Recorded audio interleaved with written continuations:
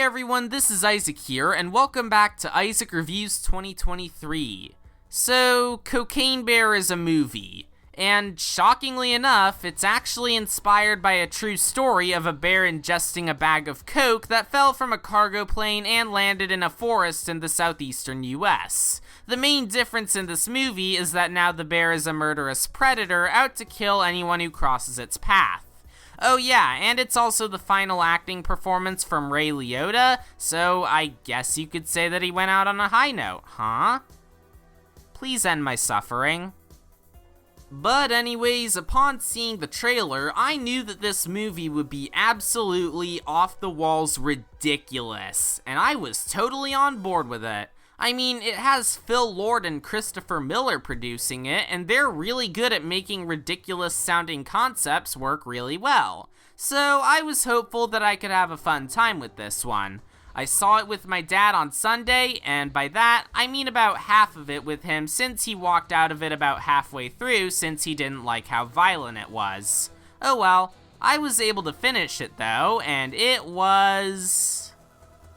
Alright, I'm just gonna come out and say it, this movie is wild. I mean, sure, that's to be expected from a movie about a bear going on a murderous rampage while high on no-no snow, but even I was surprised at how intense some of the scenes were. But I feel that also works in the movie's favor, since not only is there a good amount of tension whenever the bear is on screen, but the kills are pretty creative, the CGI on the bear itself looks okay, and the score by Mark Mothersbaugh does a fantastic job encapsulating the 1980s setting of the film.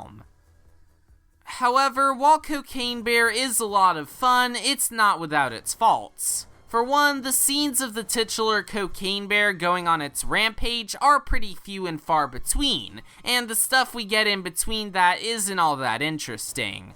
There's still some funny moments, sure, but a lot of the characters just aren't very memorable and the actors don't do much to compensate.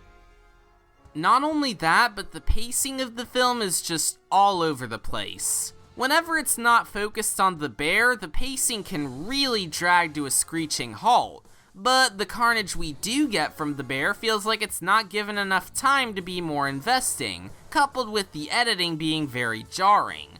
Honestly, I feel like it would have greatly benefited from an additional 10 or 20 minutes added to the runtime just to give us a bit more time to enjoy the cocaine-fueled mayhem. Anyways, in conclusion, Cocaine Bear is definitely not some sort of masterpiece, but it's not really trying to be. Instead, it's more in the same league as stuff like Ted or Minions: The Rise of Gru, where you just gotta turn off your brain for an hour and a half and enjoy the stupidity being thrown at you.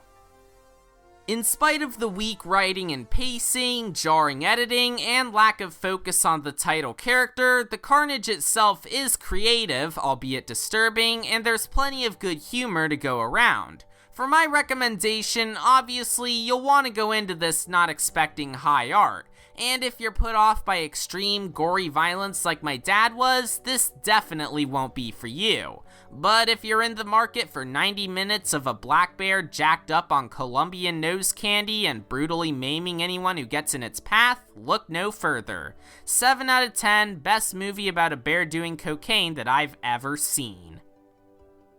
Next time, I'll be reviewing Creed 3. At the time of me recording this video, I'm currently watching the first 2 Creed movies to catch myself up for this one. I might even go back and watch the Rocky movies eventually, but from what I've seen of this one, it looks really cool. Plus, I'm interested to see how Michael B. Jordan will be as a director since this is actually his first movie in the director's chair.